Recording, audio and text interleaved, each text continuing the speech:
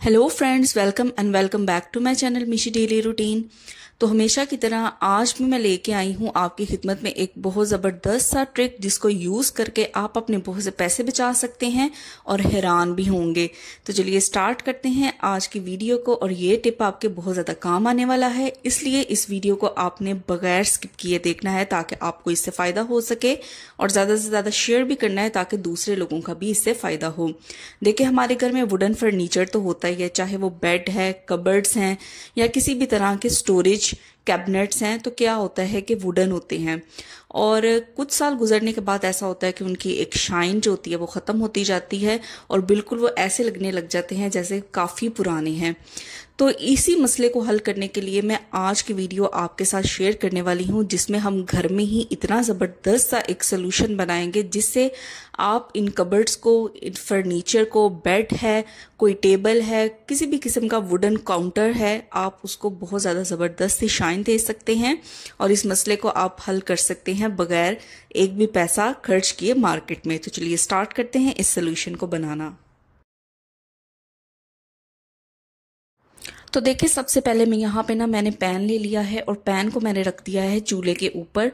तो जितना भी आपको ये सोल्यूशन रिक्वायर है आपने अपने हिसाब से ये सोल्यूशन बनाना है। तो मैं अपने हिसाब से बना रही हूँ। तो 1 गिलास के करीब यहाँ पे मैंने टैप वाटर ले लिया है, सिंपल जो टूटी में पानी आता है वो वाला पानी में यहाँ पे मैंने ले लिया है। और उसके बाद 1 टेबल स्पून के करीब भर के मैंने चाय की पत्ती इसके अंदर ऐड किया है। तो आपके घर में जो भी चाय पत्ती आप यूज करते हैं वो 1 टेबल स्पून के करीब भर के आपने इस पानी के अंदर ऐड कर देनी है। फ्लेम को यहाँ पे मैं ऑन कर दूंगी और इस सोल्यूशन को फ्लेम पे रख दूंगी जब तक कि इसके अंदर एक अच्छा सा बॉयल आ जाता है। तो 10 मिनट के बाद देखें, जो चाय पत्ती है उसके अंदर एक ज़बरदस्त सा बॉयल आ गया है। इस स्टेज पे हम फ्लेम को कर देंगे बंद और इसको मैं थोड़ा सा हिला लूंगी ताकि जो भी अर्क है टी का वो पानी के अंदर निकल आए। अच्छा जी, अब हमने इसको रख देना है साइड पे जब तक कि ये ठंडा हो जाए। तो मैं इसको रख देती हूँ यहाँ पे सिंक के पास और इसके ठंडे होने का मैं वेट करूंगी। ये बिल्कुल भी आपने गरम गरम यूज़ नहीं करना, टोटली जब ये ठंडा हो जाएगा आपने तब इस्तेमाल करना है। दूसरा ये होगा कि अभी पानी गर्म है तो इसको ठंडा होने के लिए हम रखेंगे तो साथ ही पत्ती के अंदर जो भी इसका अर्क होगा वो पानी के अंदर मजीद निकल आएगा। तो इसको रख देते हैं यहाँ पे जी ठंडा होने के लिए। अच्छा जी, तकरीबन 20 मिनट के बाद मैं दोबारा किचन में आई हूँ और पानी जो है वो बड़े ज़बरदस्त तरीके से ठंडा हो चुका है और काफ़ी हद तक जो पत्ती का अर्क है वो भी पानी के अंदर आ गया। तो सिंपल यहाँ पे मैंने ले लिया है बाउल और बाउल के अंदर मैंने स्टेनर की मदद से इसको अच्छी तरह स्टेन कर लेना है। तो जैसे मैंने इसे स्टेन किया है आप देख सकते हैं कि कितना प्यारा पत्ती का कलर निकला है। तो बिल्कुल इसी तरह का आपको बॉईल करके पत्ती का कलर लेके आना है। तो ये तो जी हो गया है हमारा अर्क पत्ती का। अब इसके अंदर हमने मजीद 2 चीज़ें ऐड करनी है, वो देख लेते हैं जी क्या है। अच्छा जी, अब हम इसके अंदर ऐड करेंगे कुकिंग ऑयल। तो देखें, आपके घर में जो भी कुकिंग ऑयल यूज होता है वो आपने इसके अंदर ऐड करना है। तो तकरीबन 2 टेबल स्पून के करीब भर के आपने कुकिंग ऑयल इसके अंदर ऐड कर देना है। जैसे मेरे घर में ऑलिव ऑयल यूज होता है तो मैंने सिंपल इसके अंदर ऑलिव ऑयल ऐड कर दिया है। अब इसके अंदर हम ऐड करेंगे ग्लिसरीन। तो तकरीबन 1 टेबल स्पून के करीब भर के आपने यहाँ पे ग्लिसरीन ऐड कर देनी है क्योंकि ये भी बड़ी अच्छी तरीके से शाइन और चमक देगी। तो यहाँ पे मैं जी 1 टेबल स्पून के करीब भर के यहाँ पे ऐड कर देती हूँ। आपने जितनी भी क्वांटिटी अपने मिक्सचर की बनानी है आपने चीज़ों की भी जो क्वांटिटी है उस हिसाब से एडजस्ट करते जाना है, यानी तेल और ग्लिसरीन और जितना आपको मिक्सचर रिक्वायर है उस हिसाब से आप इसे एडजस्ट करते जाएं इसकी क्वांटिटी। तो ये 3 चीज़ें हो गई, एक पत्ती का अर्क हो गया, उसके बाद जो भी ऑयल आप खाने में इस्तेमाल करते हैं वो हो गया और तीसरी चीज़ होगी जी ग्लिसरीन।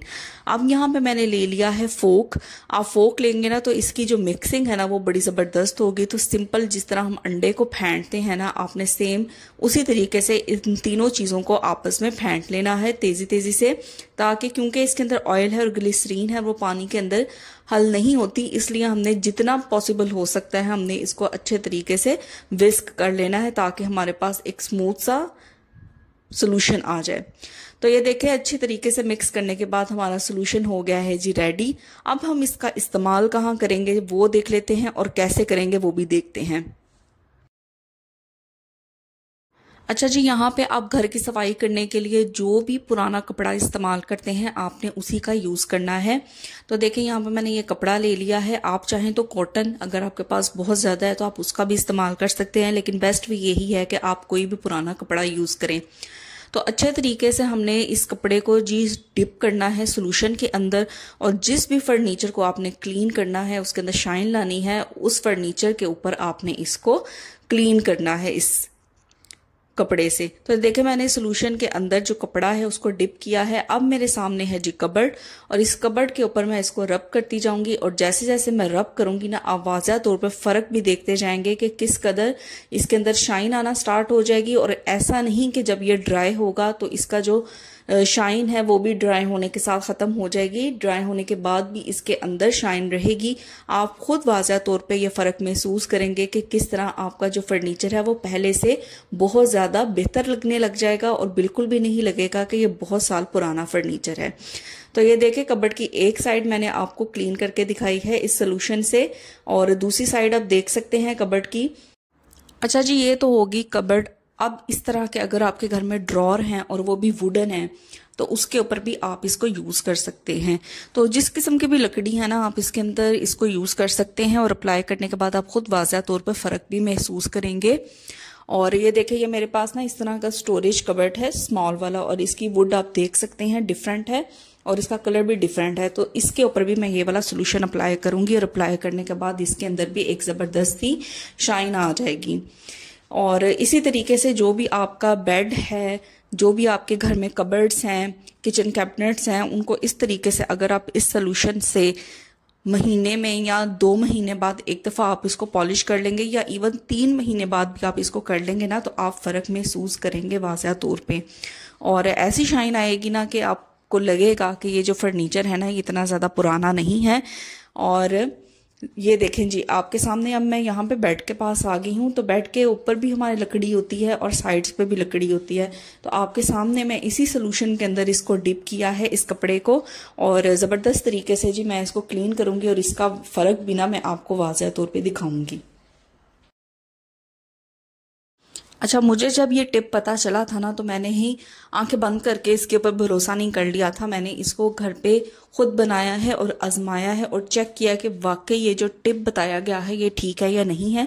तो आप भी इसे घर में खुद बनाएं और ऑब्जर्व करें कि वाकई ये टिप काम करता है या नहीं करता, और अगर आपके लिए काम किया है या नहीं किया तो मुझे आपने कमेंट में ज़रूर बताना है। तो सेम अगर आपके देखें किचन के अंदर वुडन कैबिनेट्स हैं तो आप वहाँ पे भी इस सोल्यूशन का इस्तेमाल कर सकते हैं, और अपने घर को, अपने घर के जितने भी लकड़ी की फर्नीचर्स हैं, दरवाजे हैं, कबर्ड्स हैं, उनको बहुत ज़्यादा शाइन दे सकते हैं। तो मैं उम्मीद करती हूँ कि आज की ये वीडियो आपको बहुत ज़्यादा पसंद आई होगी और आपके लिए फ़ायदेमंद साबित होगी। वीडियो पसंद आई है तो इसको लाइक करें, शेयर करें, कमेंट करें। चैनल पे नए हैं तो चैनल को सब्सक्राइब किए बगैर आपने नहीं जाना, और बेल को ज़रूर प्रेस करना है ताकि मेरी हर आने वाली वीडियो की नोटिफिकेशन आप तक ज़रूर आए। तो इसके साथ ही करते हैं जी अल्लाह हाफिज़, मिलते हैं नेक्स्ट वीडियो में। Take care, bye bye.